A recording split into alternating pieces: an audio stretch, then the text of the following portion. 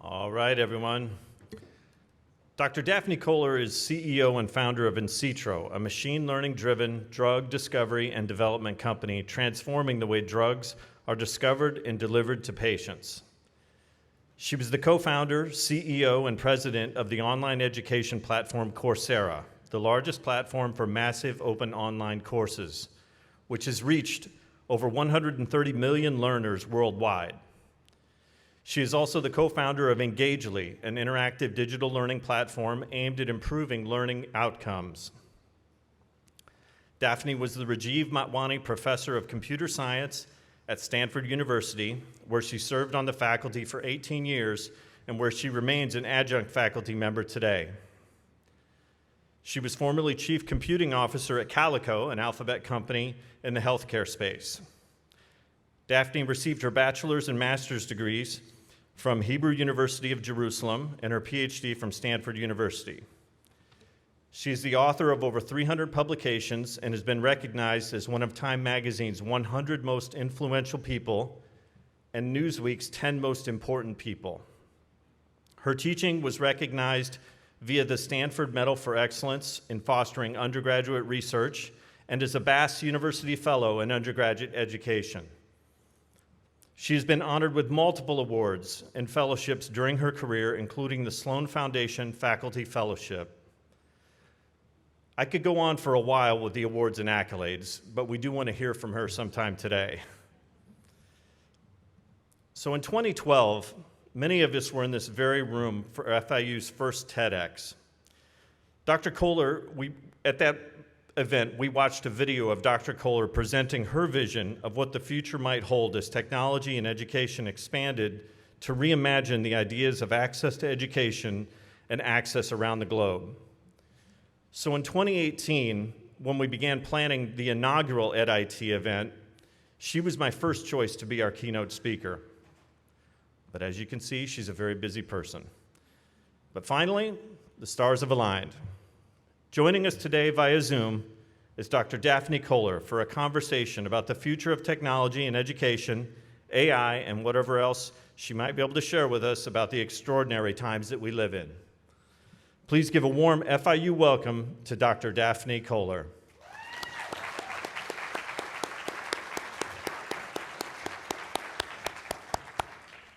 Can you hear us okay, Dr. Koller?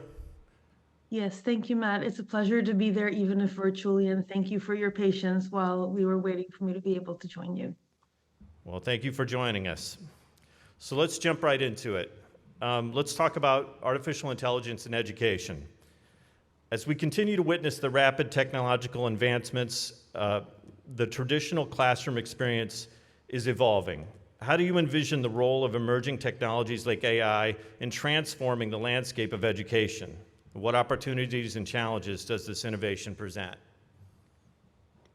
I think we stand at a moment in history which is going to be remembered. It's going to be a named period in history. And I think the impact of AI as a technology is going to be the greatest in areas such as education. And I think that, as you correctly stated, has both opportunities and challenges. So I'm going to start with the opportunities.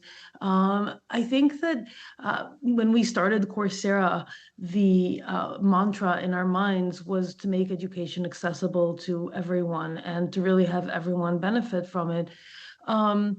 But I think that has, and one of the ideas that really kind of stood front and center was a paper that is now almost exactly 40 years old by famous psychologist Bloom, who basically showed that you can achieve a 2 standard deviation improvement in performance by providing students individualized tutoring versus a standardized classroom instruction. And we've never been able to create the opportunity to give every child, every student, a personalized tutor. It's just not cost effective to do that using human beings as individual tutors. I think that the current AI technology that is emerging is going to enable us to provide that individual tutoring. And for those of you who don't have standard deviations in your mind as in terms of what impact that would have, that 2 standard deviation improvement in performance means that with that intervention, the average student is performing at the 98th percentile relative to the pre-intervention situation. So imagine if you suddenly took every student and moved them up to the 98th percentile. That would be amazing. And while we're not quite there yet in terms of the AI capabilities today to engage with students in a way that gives them that personalized tutoring experience, we're not far off from that. Students can ask questions, have those questions answered. They can follow curiosity-driven study of something that is a passion for them while having the computer continue to provide them information that's relevant to what they're interested in studying. We have the ability to collect information from the students' engagement with the system and over time understand what it is that they're not getting and what it is that they could still benefit from help. So I think this to me would be an unbelievable transformation in the ability to offer a personalized education to individual students. And I'm not saying we're done, but I think the path is becoming clear. Now, the challenges, I think, are that we have to completely rethink our ways in which we assess the expectations that we have from students and how we assess performance. So in the same way that we had to rethink our assessment of arithmetic in the days post calculators to not expect that the performance is measured by people's ability to calculate accurately and quickly, but by elevating their thinking skills to utilize calculators, but to answer much more sophisticated questions. We're going to have to do that here, but at a whole new level, because it's no longer going to be the case where questions that could have been answered using relatively straightforward memorization or even relatively straightforward connecting the dots across different facts that one could find, those questions are going to go by the wayside because technologies like GPT and others are going to be able to answer them, frankly, better than most students. And I would ask whether that is now the right skill for us to assess students on, given that a computer can do that frankly better in the same way that a calculator could do the calculations much better than a student over time. So what is the next level of performance that we would expect of our students, and how do we assess that appropriately is going to be a really important challenge for educators to figure out. Great. So let's switch to inclusivity for a second. Yeah. Inclusive education is a crucial aspect of ensuring that the benefits of innovation in education are accessible to all. You've previously talked about the idea of someday, through the advancement of technology, education becoming a fundamental human right instead of a privilege.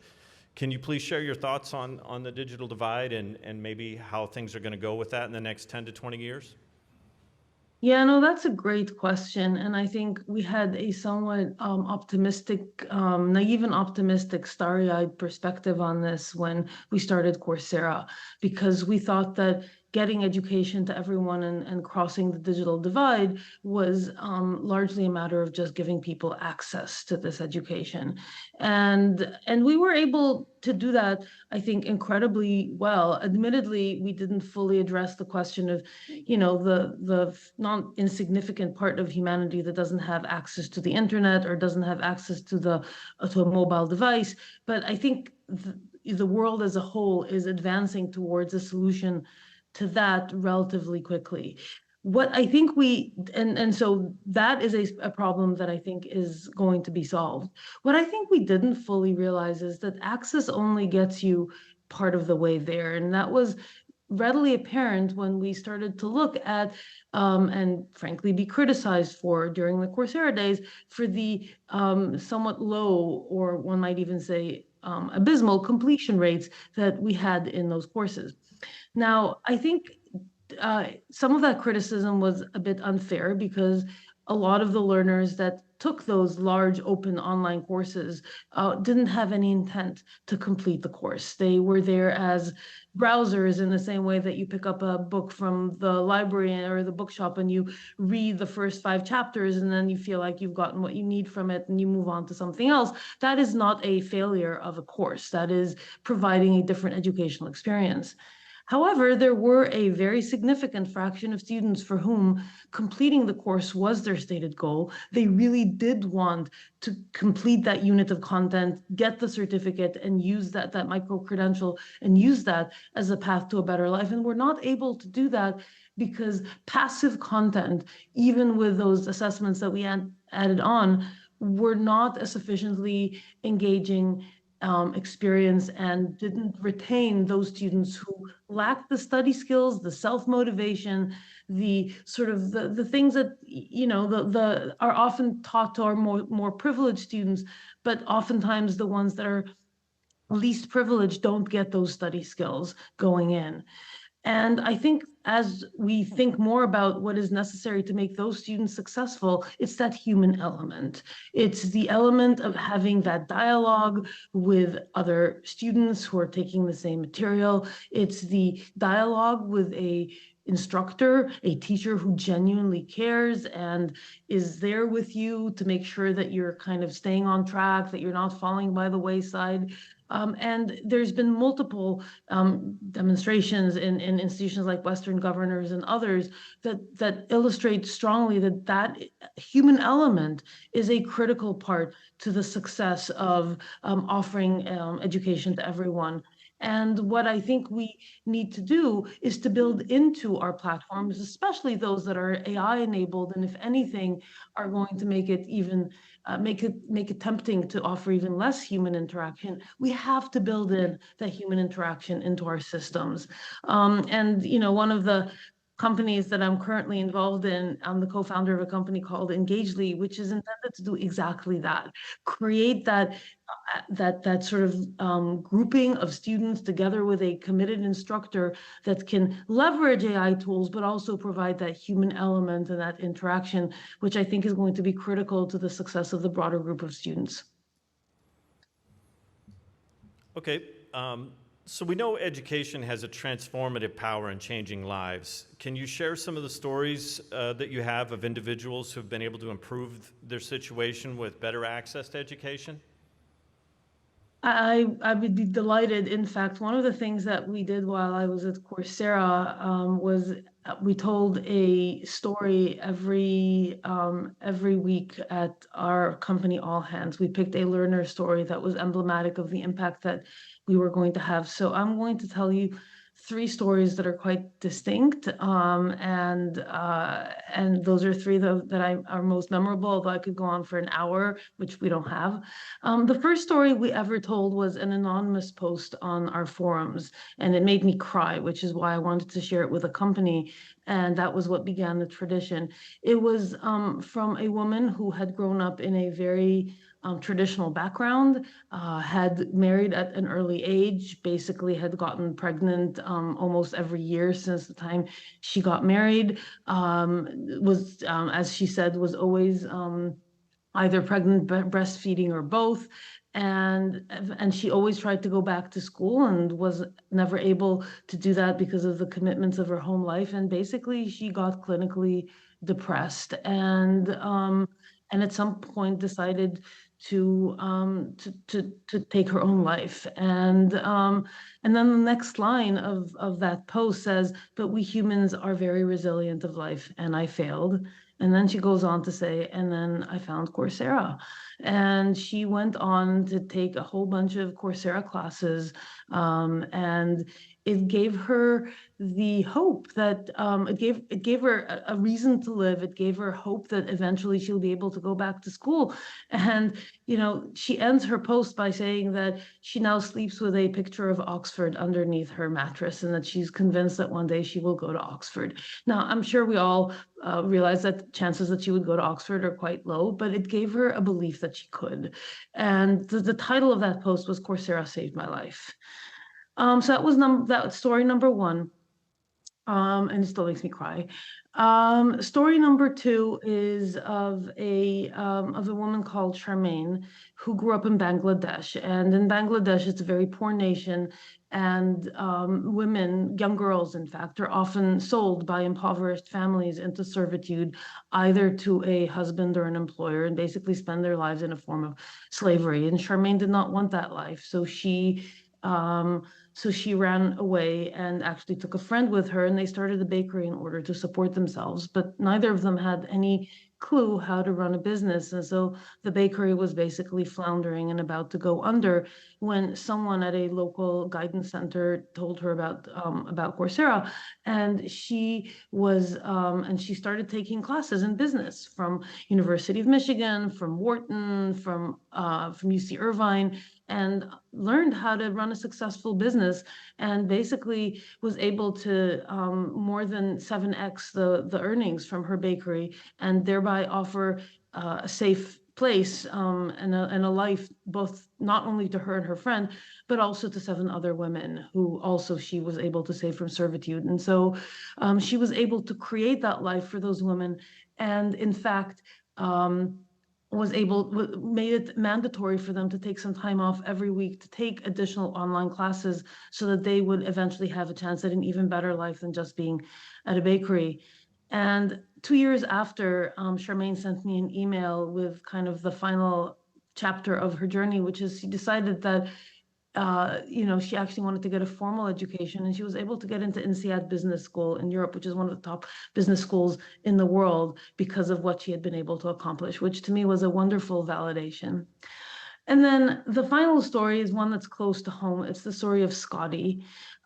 Scotty grew up in a poor American family right here in the United States, and got a scholarship to a large state university. I think it was UT Austin. But his family said, what do you need this college education for? You need to support your family. And so he didn't go to school. He took a job as I think it was a taxi driver at the time.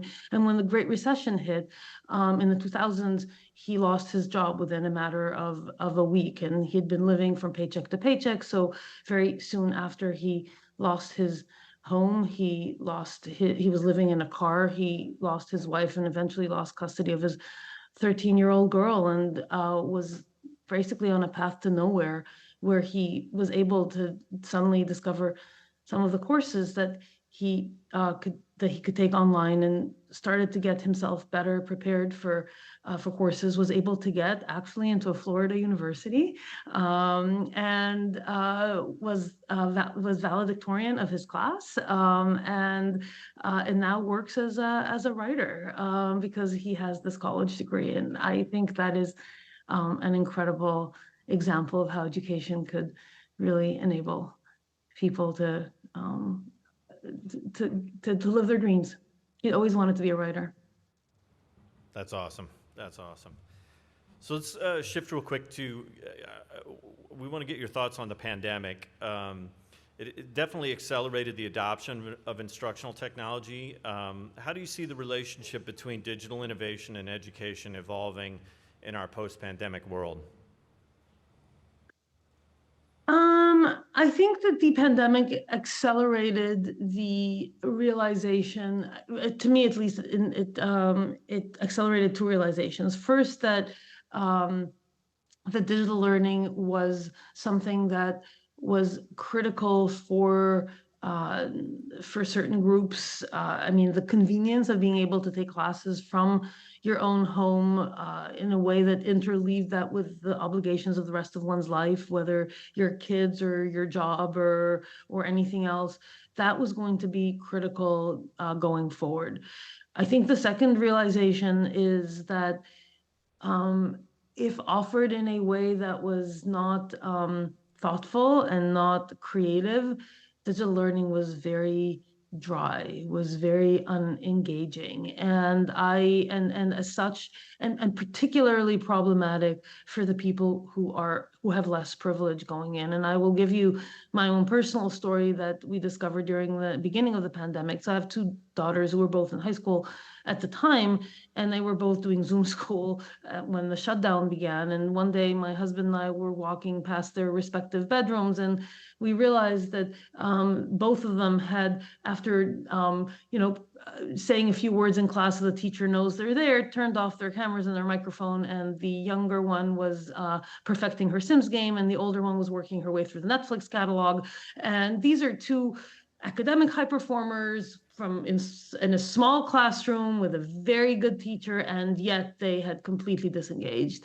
And that issue is even more pressing when you're in a class of 40 or a class of 400, and what is there to keep you engaged and retained? And I think that was, to us, a call to action to think about what truly can make digital learning the kind of experience that makes students more successful rather than less successful, and at the same time enables those of us who are not privileged enough to have the Ivy League education of 12 students in a seminar classroom. How do you allow those students to be successful? Great. So let's stay on education, higher education specifically. I want to talk about artificial intelligence in higher ed, because we've had some faculty that have expressed concerns about the proliferation of AI. Can you give us your thoughts from the perspective as a professor and as a computer scientist? So I think, coming back to the first question that we began this conversation with, I think AI is going to be it's going to be a fork in the road, and depending on how it's handled, I would say even on a per institution basis, it could be a huge uplift to students, or it could basically make education effectively not worthwhile. And I think if we start with a more dire scenario, that scenario is we keep education the way it is. GPT does our students' homework. I don't know if you saw that article that came out over the summer. It was actually written by a friend of my daughter's, who took 6 essay prompts at Harvard, and told the professor that either she or GPT would write the essay, and that they would grade it, and then she would tell them who wrote the essay. And she did that experiment, except that GPT wrote all of the essays, and her grade point average was somewhere over a 3. I don't remember if it was a 3.3. I think the lowest grade was a B-, and GPT got some very significant praise from the professor for the creativity, the quality of the writing, and so on and so forth. So obviously, if we stick with that form of assessment and that nature of homework, all of our kids are going to be doing their homework using GPT. And that is not going to be a learning experience for any of them. So that, I think, is the dire scenario. The good scenario is that we as educators think about we can go the easy, but I think ultimately unsuccessful route, which is to just say, well, we're just going to police this. We're going to prevent people from using this technology. We're going to try and do, plagiarism detection, which, by the way, never worked either. And this is going to work even less, to try and detect which essays were written by large language models. Just going to create an arms race between the technology developers and the students, and the technology developers and the policers, and the technology developers are going to win.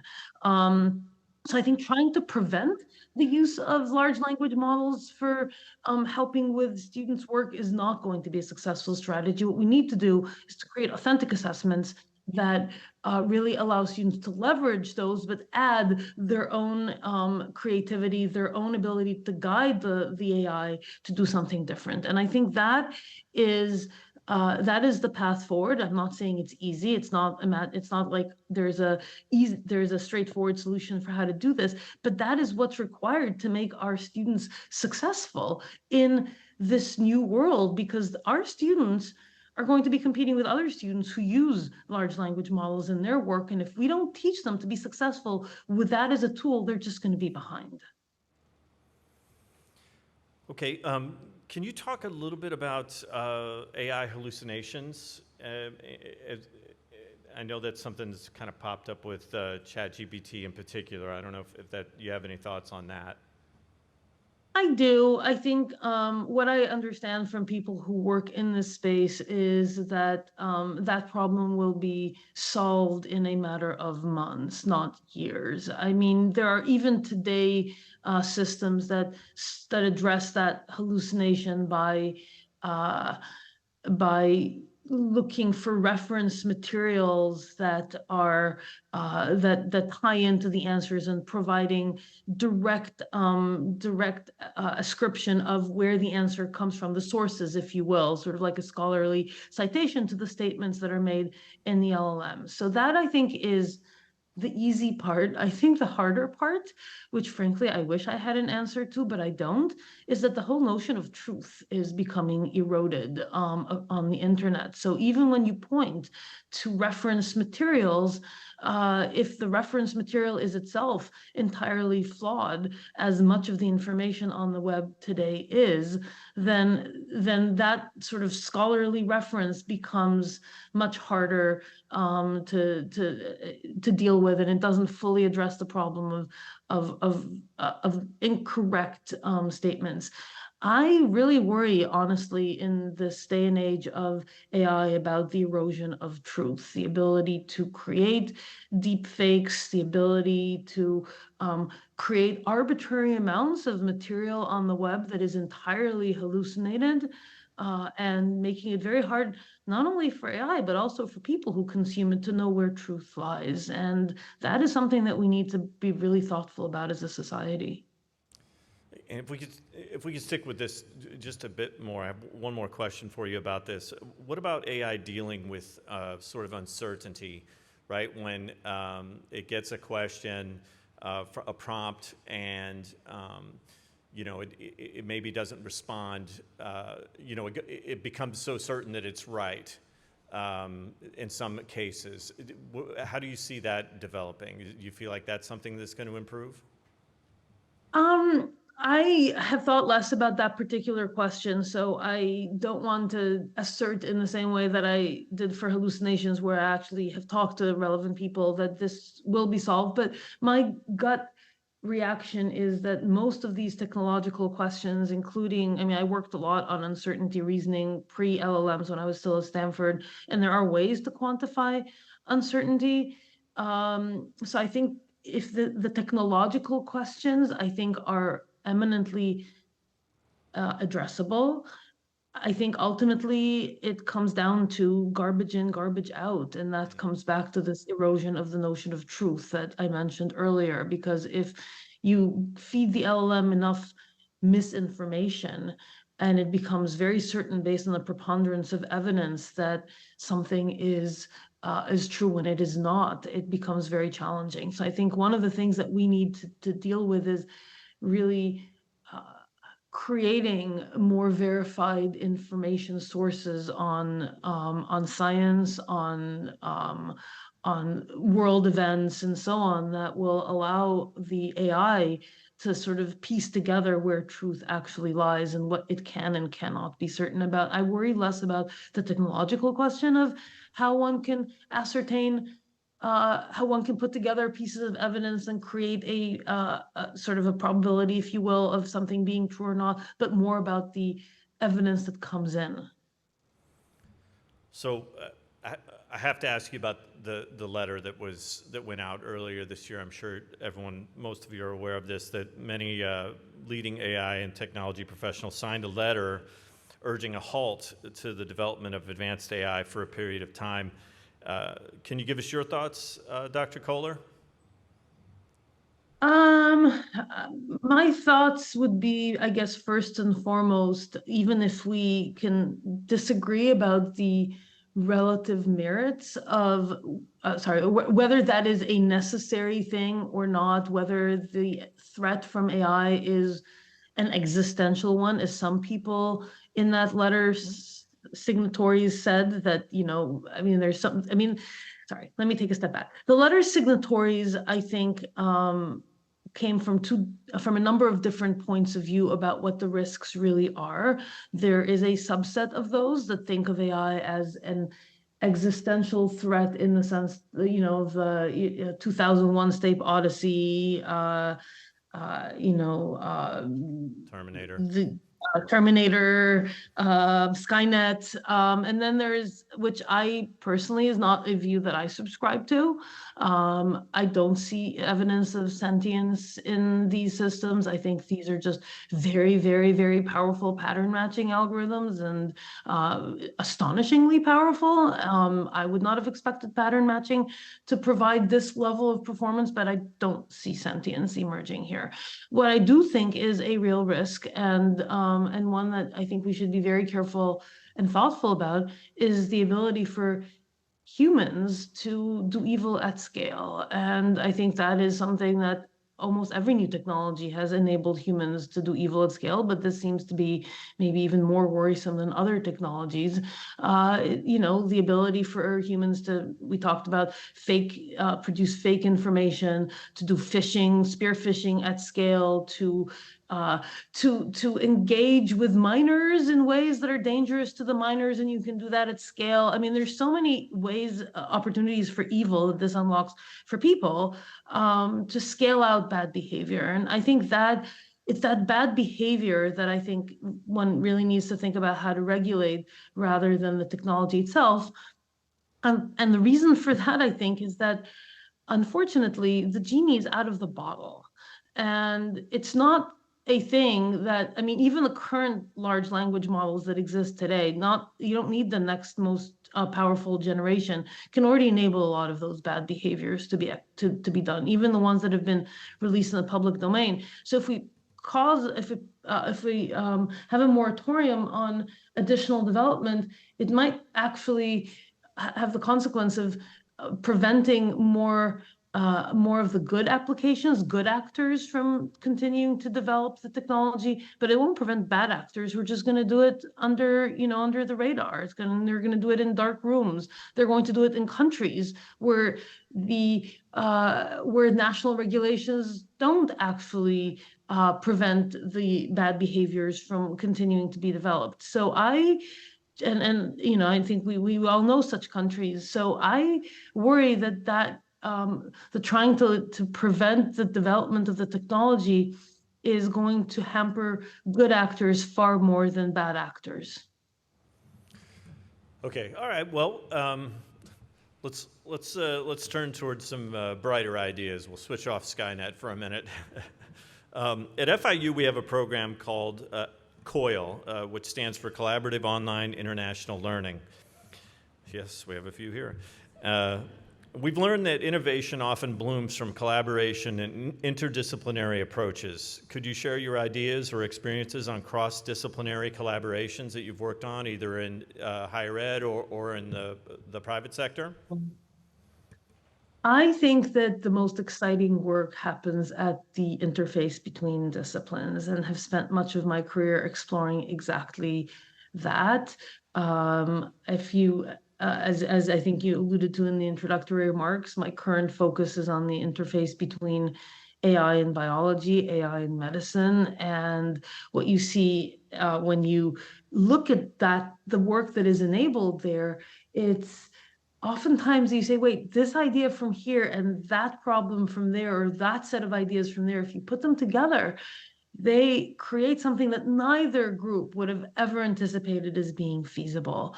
And my perspective is that this can transform entire disciplines, that I'm again speaking to my own area of interest, which is, AI and machine learning. That is going to transform every discipline, but we need the right group of people to come together from the technology side and from that other discipline. And really, you're not going to get either group on their own figuring out how to make that happen, or what it even is. So I think there is, and that's just one example of interface between disciplines. I think there are such interfaces in many other places as well. And, I've seen that example in the interface between AI and the humanities, between physics and chemistry. I mean, there's just so many different exciting opportunities. But the only way to get there is to put people together. So I read up a little bit on COIL when you sent me the questions, and I think what you're doing is exactly the right thing, because you're not going to get that creativity coming up by, having separate groups thinking about things, but really you need to get people in the room and having them engage with each other. And one of our values at insitro is actually, and one of my favorites, is that we engage with each other openly, constructively, and with respect. And that is, I think, a really critical, first of all, is the engagement, putting people in the room. Openly is the openness to ideas and even naive questions from someone from a discipline other than your own. When someone asks, why don't we do things this way? The answer is, why don't we do things this way? Not that, oh, that's the way we've always done it. Constructively is that you need to have that engagement with the goal of making the outcome better rather than being the smartest person in the room, which is something that a lot of us are prone to do, and respect for the value and insight that everyone brings to the table, which I think is really critical, because oftentimes you have this intrinsic arrogance about, wait, this person doesn't even know the basics about whatever it is that I do, so they must not be very smart. And that is not true. They're smart in their own way. And I think that is an absolutely transformative thing when you can get that to work. And so I applaud your efforts to really create that at scale. Well, if you ever have an interest in a CoL course, you know where to find us. Okay, let me just ask you, is there anything new that you've seen or worked on in the past few years that may not be getting a lot of publicity, but could be a real massive development for technology or humanity? So I think that I'm going to get I'm going to stay close to my own expertise, my own interests, which is that interface between life sciences and technology. And I think that, to me, everyone is cognizant of the AI revolution broadly, and we typically associate that with, the kind of large language models and the sort of, I guess you could call it the world of bits, the world of information, and the impact that it's having there. And I think that is as it should be, and that is getting very much a lot of publicity and recognition. I think where there is not as much recognition of the value is that world that relates bits to atoms, and specifically bits to living beings. And the ability, I think we're at the cusp of a transformative revolution that I call digital biology, which leverages tools that biologists and bioengineers have been developing for the last 15, 20 years. Things like the ability to edit cells using things like Crispr, edit entire organisms, and then the ability and measure them at unprecedented fidelity and scale using sophisticated microscopy, using single cell sequencing, using all sorts of technologies that the lay public often is not aware of, and then integrating that with the tools of machine learning and data science to interpret the unbelievable amounts of data that are collected as part of that effort, and then coming back and using that to write biology. So you read, you interpret, you write biology to do things that would not otherwise be done. And I think when you put that you close that loop in that way, you have the ability to start rewriting the world around us. And I think that will have impact in healthcare, which is where I am, but I think it will have equally large impact in other areas that are even less publicized, in things like biomaterials and biofuels, in sustainable agriculture, in the environment, in energy. I mean, imagine taking those tools and designing plants to be more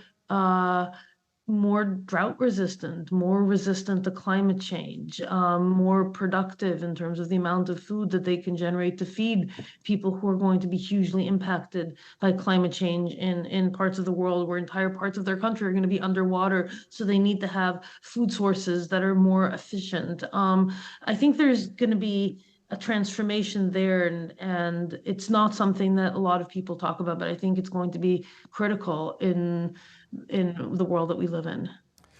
Would you mind very quickly just giving a high-level description, a lay description of Crispr for those that don't know Sure. about it? Yeah. Yeah, so CRISPR is this amazing tool, it's not, well, it's a tool today. It wasn't a tool when it was discovered by two remarkable, I'm very proud to say, women scientists, Jennifer Doudna and Emmanuelle Charpentier, who came together and realized that there was a defense mechanism in in bacterial organisms that help them protect themselves against sort of viruses that infect bacteria. And what that mechanism does is it comes out and basically allows you to kind of edit the genome in very surgical ways. So come in and kind of make a mutational change in a particular region of the genome in a way that is guided by sort of think of it as almost kind of like a smart missile in that there's like a little bit of DNA that tells the genome editing tool where to go. And so it effectively revealed a modular gene editing mechanism that has turned out to be incredibly versatile because you can do mix and match with different types of warheads and different ways of editing the genome. And it's created the capability to edit DNA in incredible precision and scale. Not just edit it, also shut down bits of it, activate other bits of it. So you don't actually have to change the DNA. You can just change the way in which it operates. And this has turned into not only one of the most incredible research tools for understanding the way in which the DNA affects downstream consequences, like, what do cells do when you shut down this piece and activate this other piece, but also to create new medicines that fix, for example, inborn errors of babies that are born with a mistake in their DNA, and you can now start to fix it so that they end up living healthy lives. That's sort of something that is currently in, there's a couple of medicines of that type that have been approved, others that are in development. And I think it's an incredible discovery that is transforming our ability to manipulate the biological world. Awesome. Well, could you tell us a little bit about your journey as a woman in STEM? Staying on that same note with our two scientists that discovered CRISPR, were there any challenges that you encountered or specific mentors that you'd like to talk about?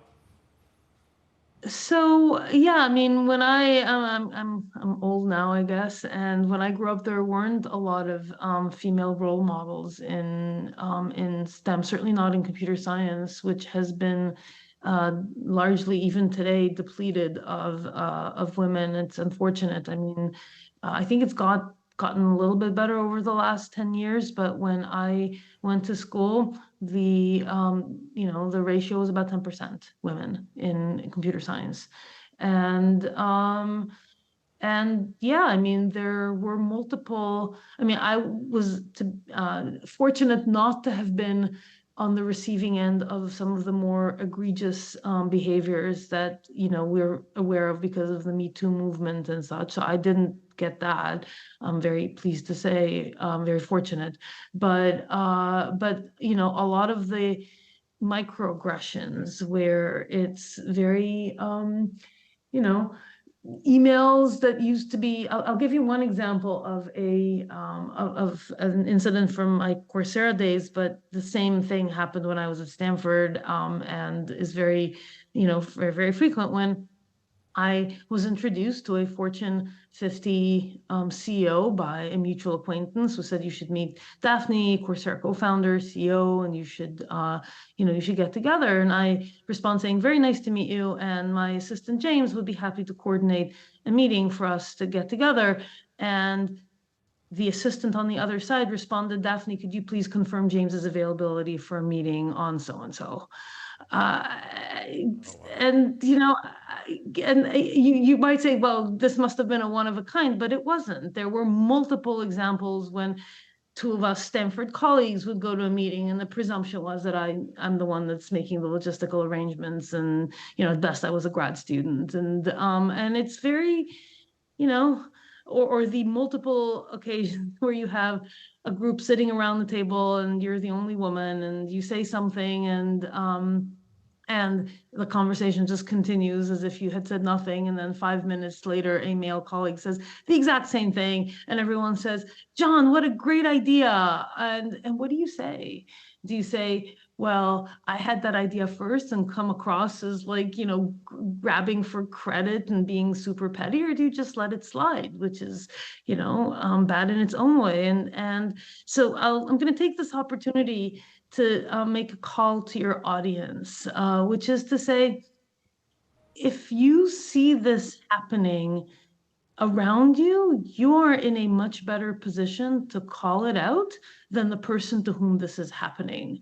And it's especially easy for you if you are not from an underrepresented group, because it gives you a position of, for whatever reason, greater moral authority to do this, which is to say, that's a great idea, John. And, it's really related to Jane's idea from a few minutes ago. So thanks for bringing that up again. And I think even subtle ways to do it in a way that are non-confrontational just completely change the dialogue. So I would encourage all of you to be part of the solution. Well, let's talk then about leadership for a quick second, because you've been the CEO and the president of several corporations. Can you tell us about what are some qualities of a great leader and why that might be? So I think the most important quality of a leader as the organization gets above a certain size, and that size is not very large. It's not, it's not 5,000. It's like 30 or 50, is you need to move away from being the person that solves all the problems to being the person that enables your organization to solve the problems, because otherwise things just don't scale. And that requires that you hire the absolute right people, that you empower them to feel like they have a sense of ownership on understanding the problems, on identifying good solutions, that you set the right culture, because culture is what is it? Culture eats strategy for breakfast, I think is a very important quote, and I think it is absolutely true. And I think I spent a lot of time personally at, especially at insitro. I didn't know all this going into Coursera, by the way. This thing about hiring the right people and setting the right culture, I learned that the hard way. I remember distinctly a meeting with a senior candidate a few months into the Coursera journey, who asked me, as a co-founder and CEO of this organization, what would you like the culture to be? And I remember sitting there, I'd come directly from academia, thinking to myself, fortunately I didn't say it out loud, what is culture and why do you need it? I mean, you come to work, you do your work, you go home. I mean, what's this culture thing? And I realized over time, both by internal observation within organizations that I've been in, but also by looking at some of the, shall we say, more egregious examples of culture in industry, tech, and elsewhere, what an important difference culture makes. And it basically gives people a North Star on what to do, even when you're not in the room to tell them. And as the organization scales, you're not going to be in the room to tell people what to do 99% of the time. And so you need to make sure that your team has the North Star of doing the right thing, of behaving to each other in the right way, of making decisions that have integrity, that have that are bold, that are towards the good of humanity. And that is your primary goal as a leader, is to set the vision, set the culture, hire the right people, and then let people execute. Love it. So can we kind of transfer maybe a little bit of that to the classroom, like for faculty promoting like a good culture in the classroom, and maybe a culture of innovation, kind of the Silicon Valley feeling? Sure. I think that is a place where And I don't want to speak for all institutions, but I think there is a natural tendency among professors to devolve to the lowest common denominator of teaching, which is I know my thing and I'm just going to go on the stage and I'm going to tell you. And that is effectively, I think, a good parallel. So I'm glad you asked those questions back to back to a leader over an organization basically saying, I got all the answers and I'm just going to tell you what to do. And in an organization, as we've said, that doesn't scale. And in a classroom, it certainly doesn't teach your students to think for themselves and figure out how to take those learnings and really act upon them when they're not passive, captive audience in that, auditorium. So it is incumbent on us as educators, and even more so in the world of, AI and large language models, to teach our students to think. And so creating classroom activities that have the students be active participants in their learning, that require them to go above and beyond just passive, being passive vessels for your incredible wisdom as an instructor, but to actively contribute, create together, and really go beyond the boundaries of what you can get by regurgitating what was in your class notes or what today is going to be the output of the large language model of choice. So, and it's hard. It's a much harder skill. And it requires way more work, at least at the beginning of an instructor to do that. And it requires that you basically sublimate your ego and let the students be the ones to shine. And that's even harder for some people. Could you tell us just a little bit more about Engageli? Sure.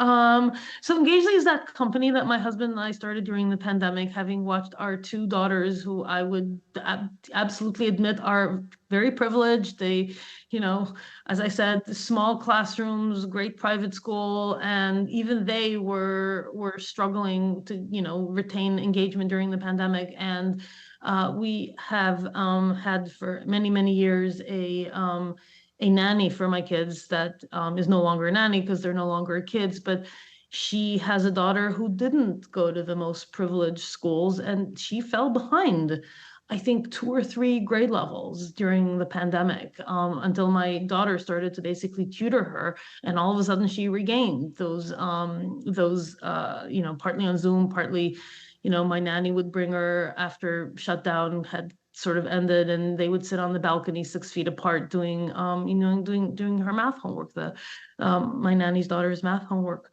And it became clear to me that interpersonal engagement was absolutely critical to student success for those students, even the ones who are privileged and certainly the ones who are less so. And so we created the company that is basically the second half of what Coursera was supposed to be. At Coursera, initially, our vision was we were going to be about access and we were going to be about quality. And very quickly, it became clear that it was a little bit of an or. That is, it's hard to do both together. And we opted, partly because of the trajectory of the company, for scale. Delivering content to the largest number of people all over the world, and then letting them fend for themselves with that content. And we tried to make the content good, but there was no attempt to create engagement. Engagement is the other side of this. It's how do you take groups of learners, even in a large classroom, even in an online classroom, and let them engage with each other in ways that have them creating together, kind of like your COIL program. And at the same time, having an instructor who has the ability to stay on top, even in a large classroom, of which students are engaged and which ones are not, and then reach out to the ones that are not, saying, hey, can I be helpful to you? What's going on? And all of this without any creepy stuff like gaze tracking. It's just simply, are you taking notes? Are you taking screenshots of the slides? Are you thumbing up, thumbing down the content? Are you whatever participating in classroom chat? Just by tracking that, you're able to very easily and quickly realize which students are engaged and which ones are not. And frankly, what we found is that that is, in fact, a much better provides much better capabilities for doing that than a typical in-person classroom, where when you have more than 20 people in the class and, there's people in the, 5th or 10th row, you have no idea whether they're engaged or not. I used to say that distance learning begins in the 3rd row. I think that is a true statement. And in a typical in-person classroom, if you have more than 50 people, you have no idea who's engaged and who's not. As a professor, I can certainly tell you that from my personal experience. An online platform gives you those capabilities to measure, and you can't improve what you don't measure. And so the measurement and then giving that information, getting the instructor to use AI tools to then scale out their ability to identify students at risk and reach out to them, I think is absolutely critical. And so I think in some ways, if you do online learning right, digital learning right, it actually can be more powerful than face-to-face learning in a typical classroom scenario, which is not unfortunately, the 10-person seminar that you see at the true, a small number of elite institutions. Okay, so I'm looking at the timer, and we have about 7 minutes left. Would you mind, I know we didn't talk about this, but would you mind taking 1 or 2 questions from the audience? Happy to. Do we have anyone who'd like to ask Dr. Koller a question? Anyone? Oh, come on, somebody. Do we have one? Or come to the mic. I'm not going to be mean. There we go. Here we go. You're probably going to. Hello? Oh, a little close. Yes. So I really like the idea of the one-on-one tutoring with AI, and I feel like it has a lot of potential to further help students in needs that might not get that help in a classroom setting, or they're just not available to get an actual tutor. I was wondering how that would be able to help students in need, and if it could answer questions as to why they get to that solution. I think you're bringing up what I think is one of the more important gaps that are currently in the technology that I hope are addressed soon. So first, let me say what is there and what I think is potentially still missing. What is there is the ability for a student to do curiosity-driven interrogation of a problem. So someone can say, I'm interested in finding out how one can use insects as a food source. And you can certainly go and do a web search on that, but there's just so many, websites, and there are different levels of abstraction. Some of them are probably aimed for 5-year-olds, and some of them are aimed at, scientists, and that might, as a high school student, neither of those might be the right level for you. And so it's very hard to do that using web search, but actually, if you have this kind of dialogue with a large language model, you could actually ask questions, you could ask it for clarifications, and you could do this kind of curiosity-driven project-based work in ways that are totally unique, that you would never currently have without this tool. And so I think that's just an unbelievable opportunity. What I think we don't currently have in those systems, and I think is an incredible next step, if you will, is a model of mind for a student. What is it that they don't understand? And so really looking at that history of questions, or if you're asking the students question, looking at the answers that they get wrong and saying, oh, wait, this is what a student doesn't understand. This is what I need to explain to them or give them additional work towards that. I think that is what a really gifted human tutor can do. And I expect what in that famous Bloom's Two Sigma paper, the tutors were in fact doing almost 40 years ago now. So, and I think that is the next generation of AI tutoring systems. And I think super exciting. Yeah, thank you so much. Okay, I think we have time for one more question. Okay, go ahead. Hello. Yes. So I'm the educational technology specialist at a high school down here. And what would be your advice to, how can I say this in nice way. Our veteran faculty members, to get them more engaged in AI technology using hardware that will help them enhance their classes. I know you said it before, some teachers just teach because that's what they do and they know what they're doing. Just give me the mic and let me go. What would you do to encourage these teachers to be more engaged in technology? Yeah, no, I mean, that's a tough one. I mean, people tend to devolve to the stuff that they know and grew up with. I think you're going to get some of them on board by simply having them engage with the technology themselves. And a lot of people just haven't played around with the large language models at all. And so they read about it in newspapers and say, oh, that's a great way to find recipes for dinner, but they don't understand the educational opportunities. So I think just creating a training class where they, in fact, are I'm basically just reiterating active learning, but sort of at the next level up, right? Here's a set of exercises that you can do when you pretend to be learners, and you can, do curiosity-driven collaborative research with an LLM to do like a research project on something that you're interested in. I think some of them will get on board because their minds will be blown by the capabilities of technology, which I think they don't understand just by reading what's out there in the media. And then there's going to be ones that don't get on board because they're just so stuck in their ways that they can't conceive a way for doing things differently. And I wish I had a solution to those other than to say, as you hire more young teachers, I mean, my daughters, they can't even imagine a way of doing their work without this technology. And so hiring more young teachers, I think the other thing that is maybe will really help drive this home is just to really clearly highlight how the current assessments that we have are most of them completely useless in the world of LLMs, right? I mean, because an LLM can do your homework perfectly and get an A. And when you make that very clear to a teacher, as that article that I mentioned from earlier this summer did, they kind of have to realize that there's just no way for them to continue teaching and assessing students in the way that they have. And that might get a few more on board the rocket ship that we're on. Thank you. Dr. Koller, I'm going to squeeze in one last thing. I noticed Sure.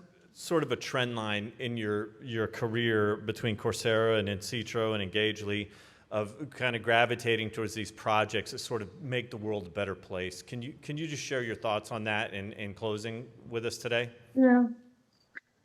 So, I was born to a fairly privileged circumstance, not super privileged. We did not come from wealth, but we came from education. My parents were both highly educated, and as such, I was highly educated and had doors open to me because of that. And I fully realize that that is not the situation for a large majority of the world's population. I've come to the belief that that it is the responsibility of those of us who have privilege to try and make the world better for those of us who don't. And the more privileged you are, the larger your responsibility. I taught my daughters that. My daughter in her college essay basically talked about the both the aspiration and the sort of what's the word, the strain of having that kind of expectation laid on her when she was 6 years old. So maybe I overdid a little bit, but I think it's all of us need to think about how we make the world a better place and how we maximally leverage those capabilities, those skills that were bestowed upon us by birth or by our genetics, to help bring others to a better place. And so I would encourage all of us to use that as a North Star in how we make the decisions that we make. Excellent. I think that's a beautiful place to leave it. Ladies and gentlemen, Dr. Daphne Koller.